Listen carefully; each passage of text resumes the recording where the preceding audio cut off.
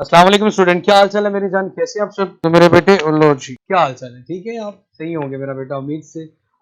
तो मेरे बच्चे, आज हम लोगों ने वेव्स का जो टॉपिक है आपका नेक्स्ट यूनिट, उसको स्टार्ट करना है। और वेरी सॉरी, कल कुछ इमरजेंसी की वजह से मैं टाइमली पोस्ट नहीं कर सका। लेकिन एक चीज का आपको बड़े अच्छे से पता है कि एफएलपी का एक वो जर्नल टेस्ट हुआ था, अभी एफएलपी 4 आई थिंक सो आज आपका है। तो उसमें मेरा बेटा चैप्टर नंबर 8 ऑसिलेशंस के ही एमसीक्यूज एड अप किए गए हैं। और वो एमसीक्यूज जो कि हम लोगों ने कल भी डिस्कस किए थे, उन्हीं से रेलिवेंट जो क्वेश्चंस हैं, उन्हीं से रेलिवेंट जो कॉन्सेप्ट है, वही बार बार रिवाइज किया जाएगा। तो ऑसिलेशंस को मेरी जान आप लोगों ने बार बार रिवाइज करना है। आज हम जिसकी बात करेंगे मेरा बेटा, वो वेव्स का पोर्शन होगा। बहुत इंपॉर्टेंट पोर्शन है भाई आपके एंटी टेस्ट के लिहाज से, और इसमें बड़े आसान क्वेश्चन भी आएंगे और थोड़े से मुश्किल भी होंगे। लेकिन मैं ये चाह रहा हूँ कि आज आप लोगों का जो टेस्ट है वो लेक्चर के स्टार्ट में ही कर दिया जाए, ताकि आपको पता चल जाए कि आज की एमसीक्यूज को हम लोगों ने डिस्कस करना है और हमारे आज के टॉपिक के साथ वो कैसे रिलेट करते हैं। आप लोगों के सामने आपका टेस्ट आ चुका है, रेलिवेंट टू द वेव्स। आपने अपने कॉमन सेंस के लिहाज से फिलहाल तो जवाब देने हैं, उसके बाद जो आपकी कॉमन सेंस है, उस कॉमन सेंस का कितना अच्छे से आप लोगों ने जवाब दिए उसका फिर इंशाल्लाह मेरी जान अभी पता चल जाएगा। तो आज हमने देखना है कि वेव्स कैसे एनर्जी और मोमेंटम एक जगह से दूसरी जगह कैरी करता है, ट्रांसफर करता है। जी मेरा बेटा, तो जरा ध्यान से, मैं आप लोगों के कमेंट्स का वेट कर रहा हूँ। आपका टेस्ट अभी एंड होने वाला है। वेव्स एनर्जी और मोमेंटम ट्रांसफर करना। सबसे पहले तो आज हम सबसे पहले बात करेंगे types, major types of the waves के बारे में, और उसके बाद उनकी डेफिनेशन देखेंगे। फिर उससे रेलिवेंट एक एमसीक्यूज जो भी आपके पेपर का हिस्सा भी है, उसको मेरी जान देखेंगे, उसको डिस्कस करेंगे। फिर आप उसके आंसर भी मुझे साथ साथ बताते जाओगे। सर ई-कैट की टेस्ट की डेट आ गई है। टेस्ट की डेट नहीं है मेरा बेटा, इनकी रजिस्ट्रेशन वगैरह की डेट आई है कि एडमिशन्स का प्रोसीजर कब ओपन होगा, कब स्टार्ट होगा। जिन लोगों ने टेस्ट के लिए अप्लाई किया हुआ है, अपने जो एडमिशन्स के लिए जो फॉर्म है वो कब तक सबमिट वगैरह करवा सकते हैं। लेकिन अभी जो टेस्ट की डेट है वो अभी तक नहीं आई। महक लास्ट सर कि अब टेस्ट का टाइम खत्म। कोई बात नहीं मेरी जान, कोई मसला नहीं, परेशान होने वाली मेरे बात बच्चे नहीं होती।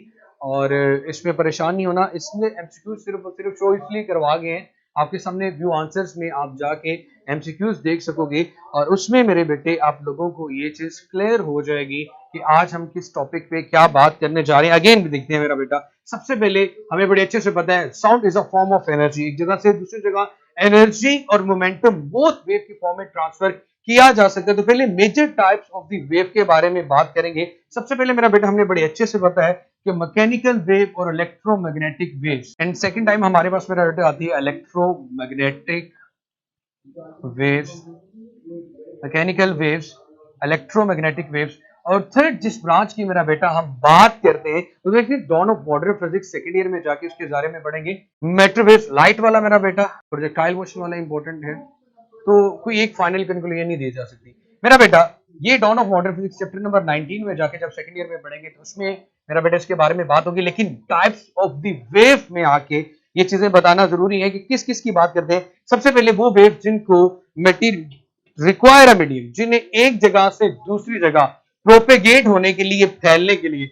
जब आप वेव के बारे में पढ़ते हैं तो आपको एक वर्ड के बारे में क्लियर होना चाहिए, प्रोपेगेशन। प्रोपेगेशन का मतलब होता है वेव का एक जगह से दूसरी जगह पहुंचना, ट्रांसफर होना। तो मेरे भाई सबसे पहले मैकेनिकल वेव्स की बात करते हैं। Those waves which require medium, जिनको मीडियम की जरूरत होती है, which require medium for their propagation. those waves which require medium for their propagation, जिनको एक जगह से दूसरी जगह प्रोपेगेट होने के लिए, प्रोपेगेशन के लिए, फैलने के लिए मीडियम की जरूरत होती है मेरा बेटा, उसको नाम देते हैं मैकेनिकल वेव्स का। The waves which require medium for their propagation, जैसे कि पानी के अंदर पैदा होने वाली वेव्स, वाटर वेव्स जिन्हें हम नाम देते हैं, उन्हें पानी की जरूरत है एक जगह से दूसरी जगह प्रोपेगेट होने के लिए। इसी तरह साउंड वेव्स को एक जगह से दूसरी जगह पहुंचने के लिए एयर की, मतलब हवा की जरूरत है, मीडियम चाहिए। सो मैकेनिकल वेव मीडियम के बगैर तो प्रोपेगेट ही नहीं हो सकती, एक जगह से दूसरी जगह नहीं जा सकती। जी मानूर बेटा, मैं अभी करवा देता हूं। अब मेरे बच्चे, स्ट्रिंग के अंदर पैदा होने वाली वेव्स, इसकी एग्जांपल आ गई। अब बात करते हैं नॉन मैकेनिकल वेव्स की। नॉन मैकेनिकल वेव्स किन्हें कहते हैं मेरा बेटा? इलेक्ट्रोमैग्नेटिक वेव्स को। इलेक्ट्रोमैग्नेटिक वेव्स किसे कहते हैं बेटा? लाइट को। फैमिली ऑफ इलेक्ट्रोमैग्नेटिक वेव्स में बहुत सी चीजें आ जाती हैं, जैसे कि आपके पास ultraviolet rays, X rays, gamma rays, visible region. So these are all kind of electromagnetic waves. क्या कहा बेटा दुआ ने, मैं भी तो दिखना चाहता हूं किसके लिए इतने पॉइंट। चले भाई मेरे बच्चे, सो जिनको do not require the medium for propagation उन्हें हम नाम देते हैं इलेक्ट्रोमैग्नेटिक वेव्स का। Family of electromagnetic waves, light are the best examples for the electromagnetic wave. इसी तरह मेरा बेटा डी ब्रॉगली ने एक हाइपोथेसिस दी थी कि हर वेव के साथ एक पार्टिकल एसोसिएट होता है, और पार्टिकल नेचर होती है मेरा बेटा मैटर की। पार्टिकल नेचर होती है मैटर की। Electromagnetic waves, mechanical waves and the matter waves. जवाब। उसके बाद मेरा बेटा the waves associated with particles, उन्हें हम मैटर वेव्स का नाम देते हैं। द वेव्स एसोसिएटेड, हालांकि इसका यहां पे काम नहीं, लेकिन मैंने कहा वेव के बारे में बात हो रही है तो इसका जिक्र भी साथ बता दिया जाए ताकि आपको पता चल जाए कि आपने इसके बारे में पढ़ा हुआ था। से डी ब्रॉगली ने हाइपोथेसिस दिया था और उन्होंने इसकी वेवलेंथ कैलकुलेट करने का फॉर्मूला भी दिया, lambda is equal to h/mv। तो मेरा बेटा सबसे पहले वेव को स्टार्ट करने से पहले, wave is a form of wave क्या होती है मेरा बेटा, is a disturbance in any medium जो एक जगह से दूसरी जगह एनर्जी और मोमेंटम को ट्रांसफर करती है।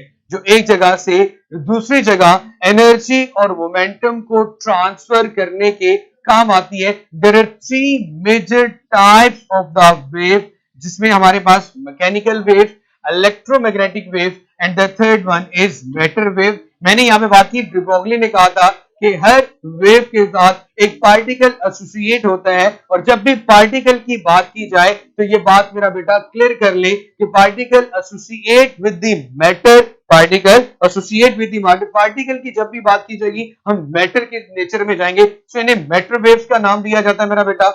ऐसी वेव्स जिनको एक जगह से दूसरी जगह जाने के लिए मीडियम चाहिए, जैसे पानी के अंदर पैदा होने वाली वेव्स को एक जगह से दूसरी जगह प्रोपेगेट होने के लिए पानी की ही जरूरत है, इसे मेरा बेटा नाम देते हैं मैकेनिकल वेव्स का। और ऐसी वेव्स जिनको एक जगह से दूसरी जगह प्रोपेगेट होने के लिए किसी किस्म के मटेरियल मीडियम की जरूरत ना हो, उन्हें मेरा बेटा हम नाम देते हैं इलेक्ट्रोमैग्नेटिक वेव्स का। और पूरा ईएम का स्पेक्ट्रम, जिसमें X rays, gamma rays, ultraviolet rays, infrared region, visible region, they are all kind of the rays related to the electromagnetic waves। इनको एक जगह से दूसरी जगह पहुंचने के लिए किसी मटेरियल मीडियम की जरूरत नहीं होती। उसके बाद मेरे बच्चे यहां पे जो पहला क्वेश्चन आप लोगों से पूछा गया, an explosion take place on moon,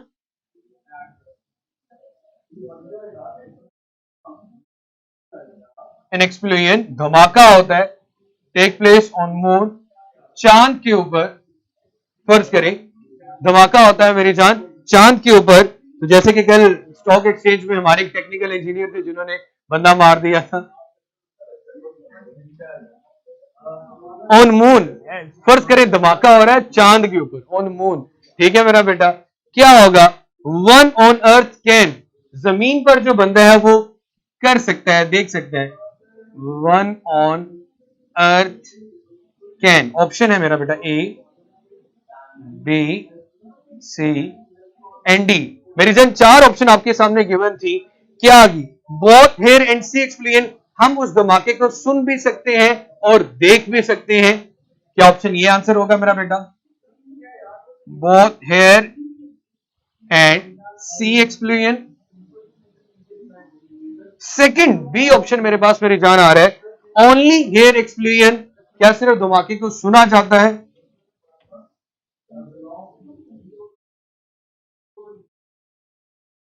उसके बाद मेरा बेटा हमारे पास आ गया ओनली सी एक्सप्लेन।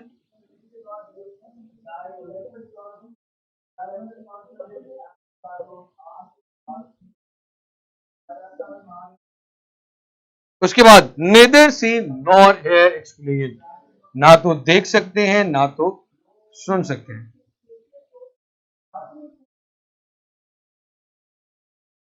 एक चीज यहां पे टाइप्स ऑफ द वेव से ये रेलिवेंट है। अगर हम बात करते हैं मेरा बेटा साउंड वेव्स की, धमाके की आवाज की, तो उसके लिए आपको चाहिए मेरा बेटा एयर। तो हमें बड़ी अच्छे से पता है कि अगर बात करें हम स्पेस की जाके चांद के ऊपर, वहां पे किसी किस्म का कोई एटमॉस्फेयर नहीं है, there is no mixture of gases, no atmosphere, no air, it means कि वहां से साउंड ट्रेवल करके हम तक नहीं पहुंच सकता। इस बात का मतलब ये बनता है कि यहां पे हमारे पास जो सबसे बेस्ट ऑप्शन बनती है वो सी है। We can only see the explosion because the speed of light is 3 multiplied by 10 power 8 metre per second even in vacuum. तो उसकी स्पीड हमेशा 3 मल्टीप्लाई 10 पावर 8 रहती है। इसको आप देख सकते हो लेकिन सुन नहीं सकते। Only the see explosion. Hopefully ये तो क्लियर हो गया होगा मेरा बेटा। उसके बाद मैकेनिकल वेव्स की दो टाइप्स बड़ी बार बार मशहूर पूछी जाती हैं। सबसे पहले तो मेरा बेटा आप लोग मुझे ये क्लियर कर दें कि यहां तक कोई इश्यू नहीं है, तो फिर मैं नेक्स्ट चलता हूं।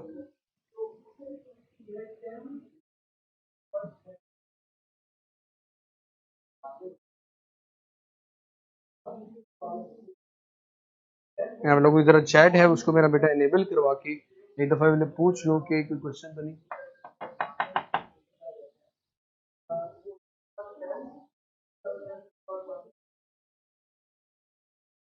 चैट इनेबल कीजिएगा।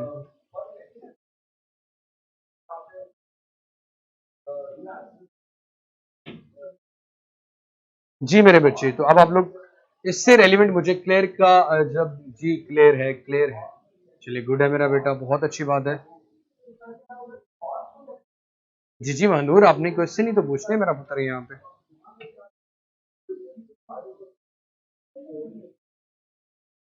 चलिए भाई नेक्स्ट की बात करते हैं मेरा बेटा, इसको मैं रिवर्स कर देता हूं।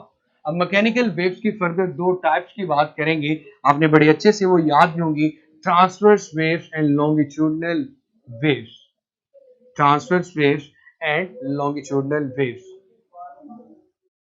Sir repeat MCQs please. मेरा बेटा चांद के ऊपर अगर धमाका हो तो उसको सिर्फ देखा जा सकता है, सुना इसलिए नहीं जा सकता बिकॉज वहां से साउंड को ट्रेवल करने के लिए मीडियम चाहिए, लेकिन वहां पे किसी किस्म का कोई मीडियम नहीं है, इसलिए हम तक उसकी आवाज नहीं आती। सुनहरा। अच्छा मेरा बेटा दुआ। आगे मेरे बच्चे बात करते हैं ट्रांसवर्स वेव्स की। मेरे बेटे सर रेडियो रडार के लिए मेरा बेटा मटेरियल मीडियम नहीं होता, और इवन के सनलाइट रेडियो वेव्स की एग्जांपल भी है, सनलाइट से रेडियो वेव्स भी आ रही होती हैं। क्या sunlight through the vacuum through the space travel नहीं कर रही होती? तो मेरा बेटा इनको एक जगह से दूसरी जगह प्रोपेगेट होने के लिए, फैलने के लिए किसी मीडियम की जरूरत नहीं होती। पानी के अंदर पैदा होने वाली वेव्स को मटेरियल मीडियम चाहिए होता है, एक खास मीडियम आपको मेरा बेटा नजर आ रहा होता है। उसके बाद रेडियो वेव की जो साउंड वेव की एग्जांपल बहुत से लोग कहते हैं, साउंड वेव को मेरा बेटा आप एक इलेक्ट्रिक बेल जार वाला एक्सपेरिमेंट आपको याद होगा। इसी तरह रिबा बेटा कभी आपने शादी पे वो पटाखे छटाखे चलते हुए शादी रात को कभी देखे होंगे, बड़े भाई या बहना की शादी पे या कल को जब आपकी होगी तो देखिएगा मेरा बेटा कि जब वो ऊपर जाती हैं तो बहुत नजर हमें पहले आ जाता है, वो धमाका एक्सप्लेन नजर पहले आ जाता है लेकिन सुनाई बाद में देता है। इट मीन कि साउंड जो स्पीड ऑफ द साउंड है वो बहुत कम है as compare to the speed of light. बेटा ये किसने कहा है आपको? क्या नोट पैड किथे?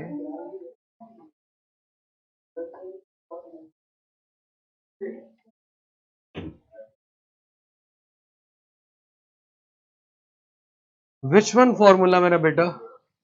अशरफ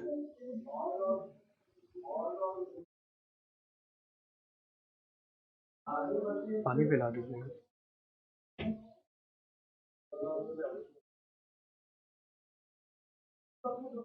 अच्छा मेरा बेटा मैकेनिकल वेव्स की दो मेजर टाइप्स के बारे में अब बात करते हैं। जैसे कि हमारे पास आ गया मेरा बेटा ट्रांसवर्स वेव, बहुत आसान है, एंड सेकंड वन है मेरा बेटा लॉन्गिट्यूडनल वेव्स। हालांकि एंट्री टेस्ट में अब ये पढ़ाना कि इसके टाइप्स क्या हैं, ये क्वेश्चन कभी कभी बहुत आसान से भी आ जाते हैं जिसमें मेरा बेटा हम लोग ब्लंडर मार जाते हैं, गलती कर जाते हैं, तो इसलिए देखिएगा उसके बाद फिर इससे रेलिवेंट बात करेंगे, क्वेश्चंस की बात करेंगे कि क्या क्वेश्चन पूछे जाते हैं। आज बड़ा इंपॉर्टेंट एक पॉइंट भी हमें डिस्कस करना है, transverse wave and longitudinal waves. सबसे पहले मेरा बेटा, मेरे पास एक स्ट्रिंग है, उस स्ट्रिंग को मैं जर्क देता हूं और उसके अंदर वेव्स प्रोड्यूस करता हूं। एक रस्सी है, उसको एक स्पोर्ट के साथ बांधा और उसको जर्क दिया।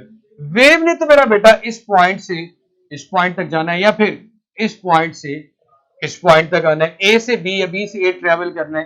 तो मेरे बेटे वेव की डायरेक्शन तो ये है, लेकिन जिसके अंदर आपने डिस्टरबेंस क्रिएट की उसे हम नाम देते हैं स्ट्रिंग का। अब जो स्ट्रिंग के पार्टिकल्स हैं वो अपनी ही जगह पे वाइब्रेट करते हैं about it's main position. Wave की डेफिनेशन में यही आता है कि जब आप किसी मीडियम में डिस्टरबेंस क्रिएट करते हो तो वेव प्रोड्यूस होती है, और वेव के पार्टिकल्स अपनी ही पोजीशन पे टू एंड फ्रो मूव करते हैं। जब ये ऊपर और नीचे मूव करेंगे, और मेरा बेटा ये उनकी डायरेक्शन होगी ऊपर या नीचे मूव करने की, और वेव जा रही है इन अ स्ट्रेट लाइन ए से बी, तो इन दोनों के दरमियान प्रोपेगेशन ऑफ द वेव है ए से बी या बी से ए, और particles of the medium perpendicularly आपके पास मूव कर रहे हैं, वाइब्रेट कर रहे हैं अबाउट इट्स मीन पोजीशन। तो ऐसी वेव जिसमें particles of the medium perpendicular हो to the direction of the propagation of the wave, क्योंकि हमारे पास इन दोनों को कैटेगराइज करना किस पे डिपेंड करता है, particle direction of particles of medium perpendicular to the, मैं इसके नोट्स मेरा बेटा कंपाइल कर रहा हूं, इंशाल्लाह हो सकता है आज रात तक हो जाएगी। Perpendicular to the direction of propagation of waves, perpendicular to the direction of the propagation of the waves. इन वेव्स को मेरा बेटा हम नाम देते हैं ट्रांसवर्स वेव्स का।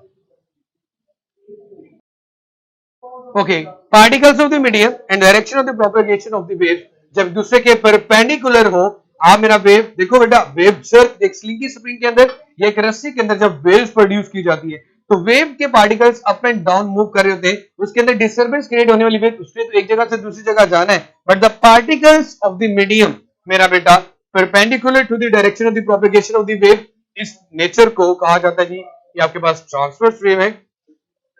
अब अगर ऐसी वेव, जैसे कि अगर मैं एक स्प्रिंग ले लूं और स्प्रिंग में मेरा बेटा स्प्रिंग ले लें या ट्यूनिंग फोक ले लें,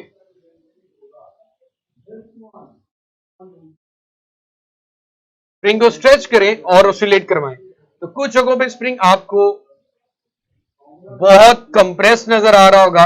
loops of the spring are very close together, उसे नाम देते हैं कंप्रेशन का, और जहां पे इनके दरमियान थोड़ा डिस्टेंस रिलैक्स पोजीशन में उसे नाम देते हैं रेयरफैक्शन का। तो ऐसी वेव जिसमें आपके पास अ सीरीज ऑफ कंप्रेशन और रेयरफैक्शन आ रही हो, उन वेव्स को नाम देते हैं मेरा बेटा लॉन्गिट्यूडिनल वेव का। इसमें देखो वेव भी इस डायरेक्शन में जाएगी और पार्टिकल्स ऑफ द मीडियम भी इसी डायरेक्शन में ऑसिलेट करेंगे, ऊपर नीचे नहीं जाएंगे। It means particles of medium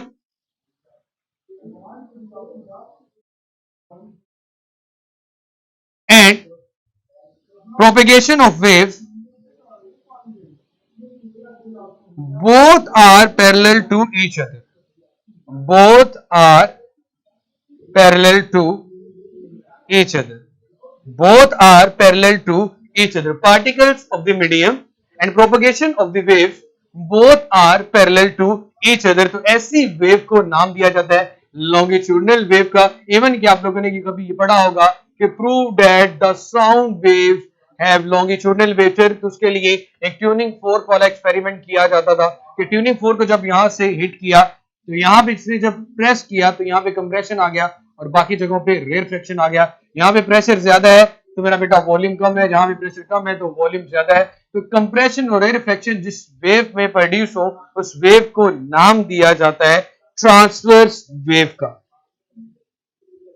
ये तो मेरा बेटा आपके पास सिंपली, और एक बड़े अच्छे से आप लोगों को पता है कि एक क्रस्ट से दूसरे क्रस्ट तक या एक ट्रफ से दूसरे ट्रफ तक के डिस्टेंस को हम नाम देते हैं वेवलेंथ का। लैम्डा से रिप्रेजेंट किया जाता है, या एक कंप्रेशन से दूसरे कंप्रेशन तक या एक रेयरफैक्शन से दूसरे रेयरफैक्शन तक के डिस्टेंस को वेवलेंथ कहा जाता है।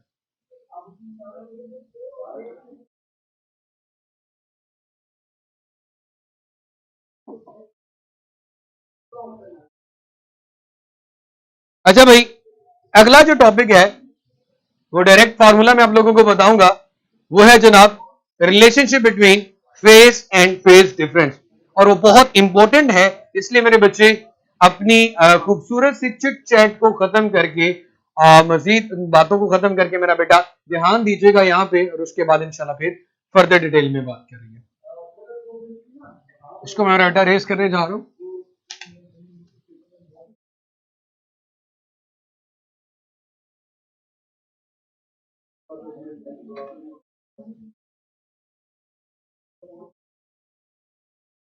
The relationship between phase and path difference.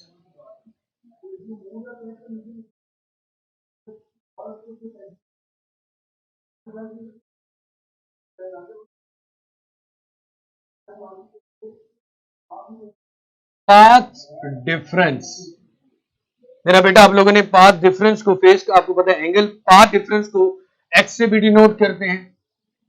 हमने एक चैप्टर में डी साइन थीटा भी कहा था, डेल्टा एस से भी रिप्रेजेंट किया जाता है। लाइट वाले चैप्टर में जब जाएंगे तो स्लिट्स वगैरह के दरमियान जो पाथ डिफरेंस है डी साइन थीटा भी देखेंगे।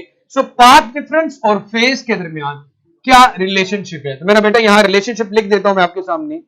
Phi is equal to, phi is the phase, phase के बारे में बड़े अच्छे से आप लोगों को पता है मेरा बेटा, जो एंगल का डिफरेंस हमारे पास आ रहा होता है। तो यहां से जरा देखते हैं, जरा ध्यान से देखिएगा मेरा बेटा,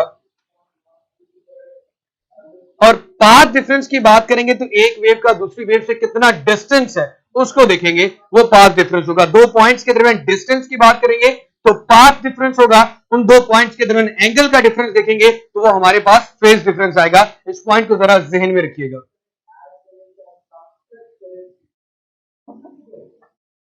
ट्रांसवर्स वेव मेरा बेटा, जब वेव किसी भी वेव में क्रस्ट और ट्रफ प्रोड्यूस हो रहे हो, उसमें मेरा बेटा वेव ने तो एक जगह से दूसरी जगह ट्रेवल करना है in the form of straight line, वो तो इधर से इधर ही जा रही है, लेकिन पार्टिकल्स ऑफ द मीडियम, उस वेव के अंदर जो पार्टिकल्स है, आपके पास स्ट्रिंग खुद है, वो क्या कर रही होती है, वाइब्रेट कर रही होती है अबाउट इट्स मीन पोजीशन। तो ऐसी वेव जिसमें particles of the medium vibrate करें अबाउट इट्स मीन पोजीशन और परपेंडिकुलर टू हो, परपेंडिकुलर किसके मेरा बेटा, प्रोपेगेशन ऑफ द वेव, कि वेव किस डायरेक्शन में ट्रेवल कर रही है और पार्टिकल्स ऑफ द मीडियम दोनों एक दूसरे के परपेंडिकुलर 90 के एंगल पे आ रहे होते हैं, इसलिए मेरा बेटा इनको नाम दिया जाता है ट्रांसवर्स वेव का। उसके बाद मेरा बेटा रिलेशनशिप है हमारे पास बिटवीन फेज डिफरेंस को फाई से और पाथ डिफरेंस को यहां पे मेरा बेटा हम एक्स से डिनोट करेंगे। अच्छा जी, एंगल का डिफरेंस और डिस्टेंस एक्स, सो 2 पाई एक्स ओवर लैम्डा, ये आप लोगों ने मेरा बेटा रिकॉल कर लेना है, याद कर लेना है, ये हमारे पास फॉर्मूला होगा। लेकिन हम एक वेव की एग्जांपल लेके कुछ पॉइंट्स पे पाथ डिफरेंस और फेज डिफरेंस को कैलकुलेट करते हैं कि कैसे हमारे पास मेरा बेटा,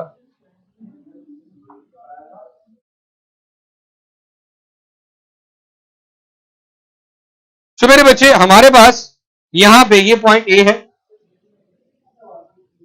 ये पॉइंट बी है, उसके बाद ये पॉइंट सी आ गया, ये पॉइंट डी है, ये पॉइंट ई है, ये एफ है, ये जी, ये डिफरेंट पॉइंट्स ले लिए। इन डिफरेंट पॉइंट्स के दरमियान अभी हमने कैलकुलेट करना है मेरा बेटा what is the path difference and what is the phase difference. सबसे पहले मैं अगर आपसे पूछूं ए और सी के दरमियान पाथ डिफरेंस एक्स क्या है,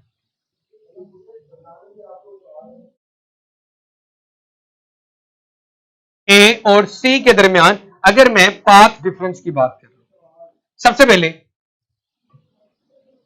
पाथ डिफरेंस को हम डिनोट कर रहे होते हैं एक्स से। ये देखिए मेरा बेटा, अगर मैं ए से यहां तक जाता हूं तो मेरे पास बनती है पूरी एक वेव, मेरे पास बनती है पूरी एक वेव। तो एक वेव का जो डिस्टेंस होता है मेरा बेटा, उसको हम लैम्डा से रिप्रेजेंट करते हैं। ए से ई तक देखा जाए और अगर उसका हाफ कर दिया जाए तो ये क्या बन जाएगा, लैम्डा बाय 2। एक वेव के हाफ तक ही हमने पूछा है ना, और यहां तक होता तो लैम्डा बाय 4 होता, यहां तक होता 3 लैम्डा बाय 4 और यहां पे लैम्डा आ जाता, ये लैम्डा बाय 2 है। सो पाथ डिफरेंस एक वेव का हमें पता चल गया, मिड पॉइंट पे एक्स आ रहा है ये। अब हम कैलकुलेट करना चाह रहे हैं ए से सी तक, ए से सी तक अब एंगल का कितना डिफरेंस है वो देखते हैं। जैसे मेरा बेटा आपको पता है कि एक वेव 2 पाई में होती है, हाफ करूंगा तो पाई आ जाएगा, लेकिन कैलकुलेट भी किया जा सकता है जो हम लोगों ने फॉर्मूला लिखा हुआ है, phi is equal to 2 pi x over lambda. मेरे बच्चे सिंपली एक्स की जगह पे आपने उसकी वैल्यू पुट कर देनी है, जो कि हमारे पास मेरा बेटा क्या आ रही है, लेमडा बाय 2 पाई एक्स की जगह पे लिख लिया lambda by 2 divided by lambda. So मेरे बच्चे 2 के साथ कैंसिल हो गया, लेमडा लेमडा के साथ कैंसिल हो गया, हमारे पास पाई की वैल्यू आ रही है पाई। इट मींस ए और सी में जो पाथ डिफरेंस है वो लेमडा बाय 2 है और फेज डिफरेंस आपके पास आ रहा है मेरा बेटा इन द फॉर्म ऑफ पाई। तो ये चीज याद रखनी है कि जब भी एक्स कैलकुलेट करना होगा तो हमारे पास वो लेमडा की फॉर्म में आ रहा होगा, जब भी फेज एंगल की बात करनी होगी वो पाई की फॉर्म में आ रहा होगा। होपफुली ये पॉइंट यहां तक अच्छे से क्लियर हो गया होगा। उसके बाद अगर मेरा बेटा इसी तरह अगर आप कैलकुलेट करना चाहो सी और जी के दरमियान, तो जहरी सी बात है सी और जी में जो अगर पूरी एक वेव बन रही है तो पाथ डिफरेंस सी और जी का अगर मैं देखूं एक्स, तो वो तो लेमडा के इक्वल आ जाएगा। इसी लेमडा की वैल्यू को अब उसमें नेक्स्ट में पुट करें और रही बात मेरा बेटा उसका आंसर 2 पाई आना चाहिए क्योंकि एक वेव का होता है। अगेन पुट करके देख लेते हैं, pi is equal to 2 pi, x की जगह आ गया मेरा बेटा lambda divided by lambda, lambda lambda के साथ कैंसिल, तो आंसर आया 2 pi. So phase difference between C and G is equal to 2 pi आ गया। तो आप इस तरह से कैलकुलेट कर सकते हैं, आपने ये वेव फॉर्म भी बना ले और डिफरेंट पॉइंट पे जाके आपने मेरा बेटा प्रैक्टिस करनी है। Then how can we calculate the path difference and phase difference. Path difference मेरा पुत्र, पाथ डिफरेंस एक जगह से दूसरी जगह डिस्टेंस कितना आ रहा है उसको पाथ डिफरेंस कहेंगे। ए और बी एक पूरी वेव बन रही है, ए और ई के दरमियान वेव एक पूरी, तो पूरी वेव को क्या कहते हैं, वेवलेंथ मेरा पुत्र। आधा कर दो तो किसी भी चीज को डिवाइड करो, हाफ करो तो 2 पे मेरी जान डिवाइड करते तो लेमडा बाय 2 आ जाएगा। और अगर लेमडा बाय 2 और 0 पॉइंट के दरमियान डिस्टेंस देखे तो मेरा बेटा वो लेमडा बाय 4 होगा, तो इस तरह। और अगर एंगल का डिफरेंस देखे तो उसे फेज डिफरेंस कहते हैं। वीडियो इज नॉट क्लियर, क्या बात है मेरा बेटा, बाकी पूरे मोहल्ले दी क्लियर है पुत्र। तुम भी अपना पेज रिफ्रेश करो।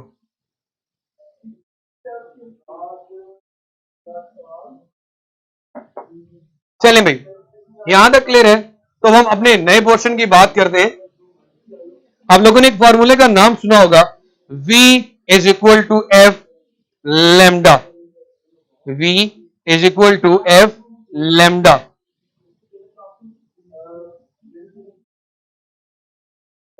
मेरे बेटे एक पॉइंट याद रखना जी, मेरा बेटा बिल्कुल सही फरमाया, फेज डिफरेंस ऑलवेज इन पाई, कामिल उलट बोल गए हो, and path difference in lambda. होंगे मेरा बेटा, मैंने कब कहा नहीं होंगे, लोंगी किसकी बात कर रहे हो आप, नहीं मेरा बेटा ट्रांसवर्स में नहीं होंगे, उसमें क्रस्ट और ट्रफ की बात करते हैं बच्चे। ये बाय शेप वेव्स को देख रहे हैं, शक्ल के लिहाज से किस तरह नजर आ रही है, अदरवाइज उसमें कंप्रेशन का मतलब क्रस्ट ही होता है। चलो मेरा बेटा, अब अगेन इनकी जो चैट है डिसेबल कर दे। टेस्ट का सिलेबस मेरा पुत्र मैंने बता दी है, ऑसिलेशंस है।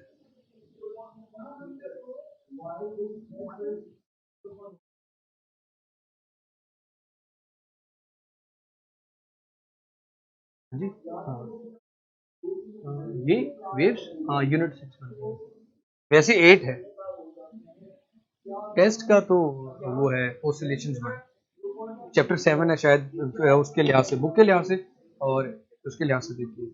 अच्छा मेरा बेटा, आपने ये चीज याद रखनी है, जो फॉर्मूला आप लोगों ने पूरी दुनिया में जब भी किसी भी टाइप ऑफ द वेव की बात हो तो ये वाला फॉर्मूला वहां पे वैलिड होता है, जरूरी होता है।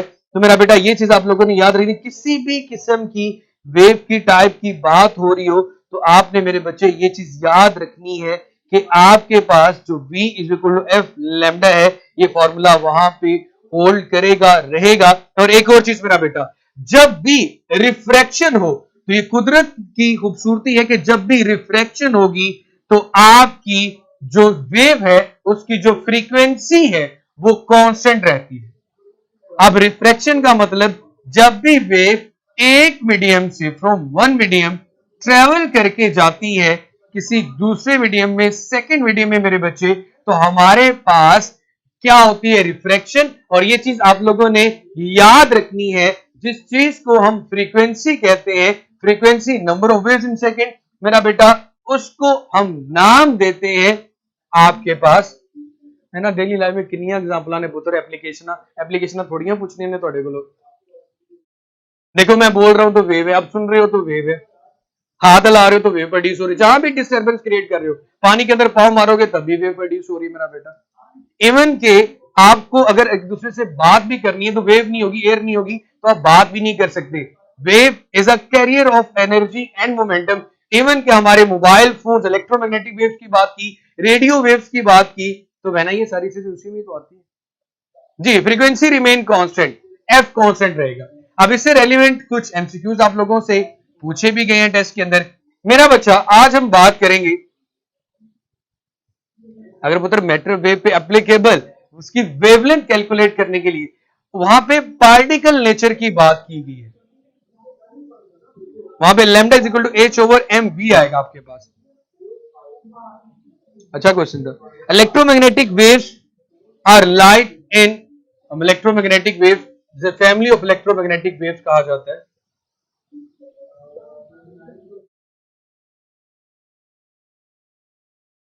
और लाइट की मेरा बेटा बात करते हैं, आपको बड़े अच्छे से इस बात का बता दूं कि देखो अगर मेरे पास v इक्वल एफ लैम्डा में एफ को मैंने कांस्टेंट कंसीडर किया है, तो इस बात का मतलब यह बनता है कि v और लैम्डा फार्मूला में अगर मैंने फ्रीक्वेंसी को कांस्टेंट कंसीडर कर रहा हूं, अगर मैं फ्रीक्वेंसी को कांस्टेंट कंसीडर कर रहा हूं, तो वेलोसिटी और वेवलेंथ के दरमियान फिर कौन सा रिलेशनशिप बन रहा है, जब आपके पास रिफ्रैक्शन हो रही होगी, जब वेव एक जगह से दूसरी जगह ट्रेवल कर रही होगी, तो डायरेक्ट रिलेशन आ रहा है।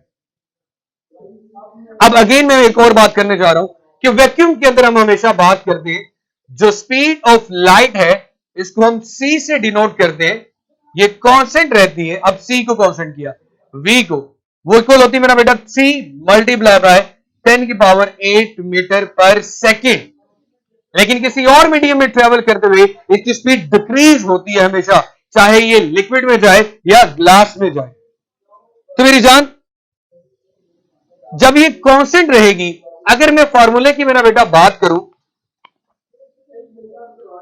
v is equal to c या c is equal to f lambda या v is equal to f lambda, जब हमने इसी स्पीड को v से या c से दोनों से डिनोट कर सकते हैं, v is equal to f lambda में जब v कांस्टेंट होगा एफ लैम्डा, तो ये रिलेशनशिप क्या बनेगा, lambda inversely proportional to frequency आ जाएगा, lambda inversely proportional to frequency आ जाएगा। ये बात जरा जहन में रखिएगा, क्योंकि हमें इसके स्पेक्ट्रम को समझने के लिए ये चीज जहन में क्लियर होनी चाहिए कि जहां पे फ्रीक्वेंसी ज्यादा होगी वहां पे वेवलेंथ कम होगी, और जहां पे वेवलेंथ कम होगी वहां पे फ्रीक्वेंसी ज्यादा होगी। वेवलेंथ फ्रीक्वेंसी कम, वेवलेंथ ज्यादा। मेरा बेटा इन दोनों के दरमियान कौन सा रिलेशन है, जब भी आप बात करेंगे इलेक्ट्रोमैग्नेटिक वेव्स की। सो मेरी जान, inverse both have inverse relation with each other, both have inverse relation with each other. हाँ मेरे बेटे, मैं उसको जरा रेस करके आपको स्पेक्ट्रम के बारे में थोड़ा सा बता दूं। 400 से 700 नैनोमीटर तक आपको बड़े अच्छे से पता है, there is a visible range of light, VIBGYOR या रोए की बीवी, जैसे भी मेरा बेटा आप इसको याद करते हैं। तो देखते हैं मेरा बेटा, हमारे पास सबसे ज्यादा फ्रीक्वेंसी की, जिसकी सबसे ज्यादा फ्रीक्वेंसी होगी, इसका मतलब उसकी वेवलेंथ सबसे कम होगी। हमारे पास मेरे बच्चे सबसे ज्यादा फ्रीक्वेंसी की अगर मैं बेटा बात करूं, तो वो रेडियो वेव्स हैं, इसका मतलब सबसे कम वेवलेंथ है इनकी। उसके बाद माइक्रोवेव्स आती हैं। मैं जो पैटर्न लिखूंगा उसमें मेरा बेटा आपकी जो v की वैल्यू है वो कांस्टेंट है, फ्रीक्वेंसी उस पैटर्न में इंक्रीज होती जाएगी, वेवलेंथ डिक्रीज होती जाएगी, ये रहा दिखेगा मेरा बेटा। सबसे पहले हम लिखते हैं, अगर स्टार्ट करते हैं रेडियो वेव से,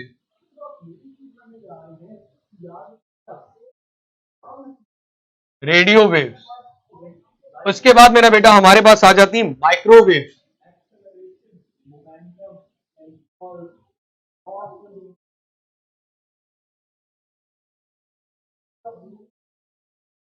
माइक्रोवेव्स, माइक्रोवेव्स के बाद हमारे पास आती है बेटा इंफ्रारेड।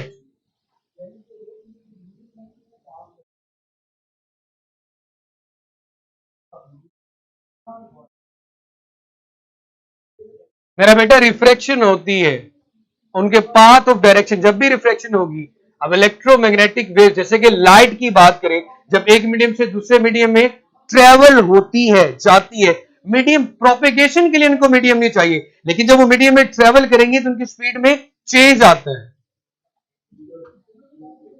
हमने ये तो नहीं कहा था उनकी स्पीड में कोई फर्क नहीं पड़ेगा। माइक्रोवेव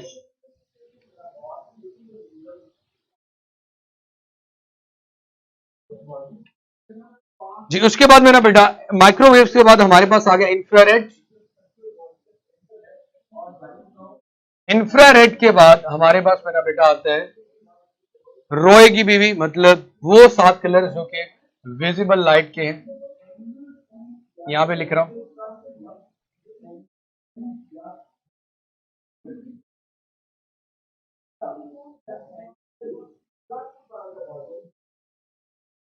उसके बाद बेटा बेटा हमारे पास आती है एक्स रेज, और सॉरी अल्ट्रावायलेट, फिर एक्स रेज,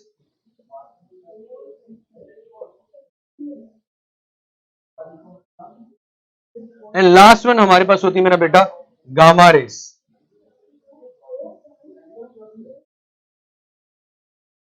मैंने जो पैटर्न बनाया है इसमें जैसे आप लेफ्ट से राइट मूव करेंगे, एक बात हमने कहा इसकी जो स्पीड है वो कांस्टेंट होगी इन वैक्यूम, स्पीड है वो कांस्टेंट होगी इन वैक्यूम। अब मेरा बेटा अगर हम बात करते हैं, सबसे पहले मैं बात करूं कि यहां पे हमारे पास इधर मूव करते हुए जैसे आप इस डायरेक्शन में जाओगे, फ्रीक्वेंसी इंक्रीज करती जाएगी, फ्रीक्वेंसी इंक्रीज करेगी तो वेवलेंथ डिक्रीज करेगी। और अगर मैं एनर्जी की बात करूं तो एनर्जी का रिलेशन है मेरा बेटा is equal to h f. It means कि अगर फ्रीक्वेंसी इंक्रीज करेगी तो एनर्जी भी इंक्रीज करेगी। तो मेरा बेटा इट मींस कि यहां पे रेडियो वेव्स की वेवलेंथ सबसे ज्यादा है, लेकिन जैसे जैसे ये माइक्रोवेव की तरफ शिफ्ट होगा वेवलेंथ कम होती जाएगी, फ्रीक्वेंसी बढ़ती जाएगी और एनर्जी भी बढ़ती जाएगी। ये हमारे पास मेरा बेटा जो आ गया ये विजिबल रीजन है, red, orange, yellow, green, blue, indigo and violet. आपने वेब गाइड के नाम से सुना होगा। Invisible, x rays and gamma rays, ये हमारे पास इनविजिबल रीजन है। इसी तरह मेरा बेटा ये जो तीनों है रेडियो वेव्स, माइक्रोवेव्स, इंफ्रारेड, ये भी हमारे लिए इनविजिबल रीजन है। इसी तरह मेरा बेटा ये पोर्शन भी हमारे लिए इनविजिबल रीजन है। मैं स्पेक्ट्रम को सिर्फ रटा लगवाने की कोशिश कर रहा हूं कि आपको पता चल जाए कि मेरा बेटा जैसे ही रेडियो वेव्स के बाद माइक्रोवेव, माइक्रोवेव्स के बाद हम बात करते हैं इंफ्रारेड, उसके बाद visible region, radio, micro, RMI, जैसे भी आपने मेरा बेटा याद करना है आरएमआई, उसके बाद रोए की बीवी, फिर यूवी एक्सरे, यूवी एक्सरे, तो इस तरह याद करना आसान होता है। यूवी एक्सरे इकट्ठी आ जाते हैं लास्ट में 3, दरमियान में हमारे पास रोए की बीवी आएगा, एंड पे यूवी एक्सरे और शुरू में आरएमआई। तो मेरा बेटा radio waves, microwave and infrared, मैंने ये कहा जैसे आप इधर से इधर नीचे की तरफ आते जाएंगे फ्रीक्वेंसी बढ़ती जाएगी। स्पार्कल एक्सरेज की फ्रीक्वेंसी आपके पास सबसे ज्यादा होगी, वेवलेंथ सबसे शॉर्ट होती है, इसलिए बॉडी के अंदर जब उसका एक्सरेज करवाया जाता है वेवलेंथ कम होने की वजह से हमारी बॉडी के अंदर भी इजीली एंटर्ड हो जाती है और इनकी एनर्जी भी बढ़ती जाएगी। इस पॉइंट पे फ्रीक्वेंसी आपके पास सबसे कम है, एनर्जी भी कम है, लेकिन वेवलेंथ ज्यादा है। सेकंड स्टेप में फ्रीक्वेंसी थोड़ी बढ़ जाएगी, वेवलेंथ थोड़ी कम हो जाएगी और एनर्जी थोड़ी बढ़ जाएगी। इसी तरह मेरा बेटा ये बढ़ते बढ़ते आ जाता हमारे पास। तो ये रिलेशनशिप आप लोगों को बताना जरूरी थे। उसके बाद मेरा बेटा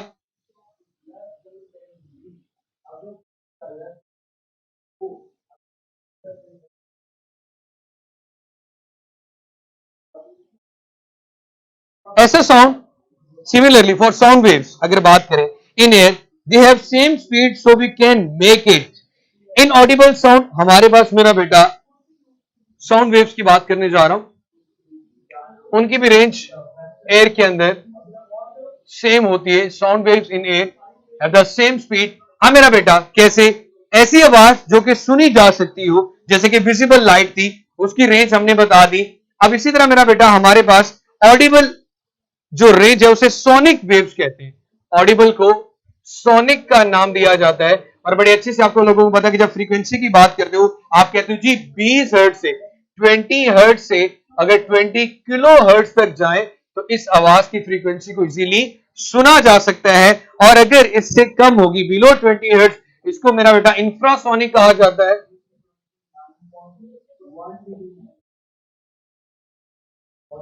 इंफ्रासोनिक।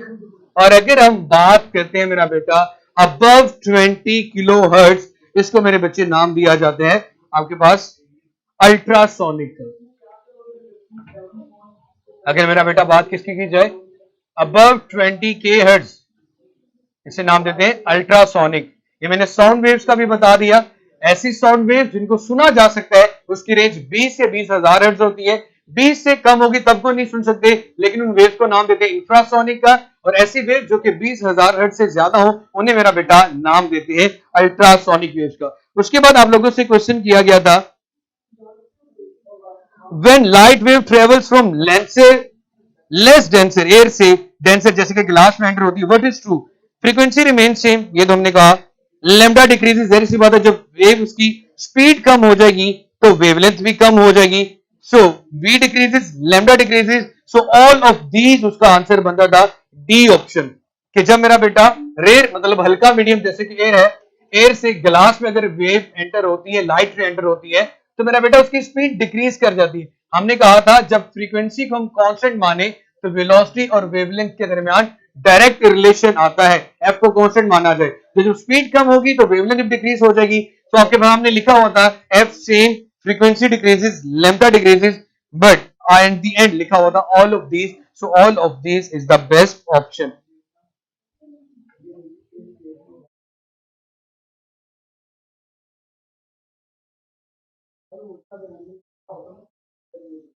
बस मेरा बेटा आज के लिए इतना ही काफी है। इंशाल्लाह आपको आपने जो चीजें प्रैक्टिस करनी है उनकी प्रैक्टिस में दो चीजें, एक तो आपने पाथ डिफरेंस और phase difference types of the wave की बात करनी है। उसके बाद मेरे बच्चे आप लोगों ने जिस चीज का ख्याल रखना है वो ये है कि आपके पास जो ईएम वेव है, इलेक्ट्रोमैग्नेटिक वेव्स, उनका कंप्लीट स्पेक्ट्रम आपने याद रखना है। एमसीक्यूज में किसी की रेंज पूछी जा सकती है। उसके बाद साउंड वेव्स इन एयर इंशाल्लाह कल बात करेंगे। तो मेरा बच्चे अपने लेक्चर के एंड पे अपना फीडबैक मेरी जान जरा 2 मिनट निकाल के जरूर सबमिट करवाया करें। और खुश रहें, जीते रहें, आबाद रहें, जहां भी रहें।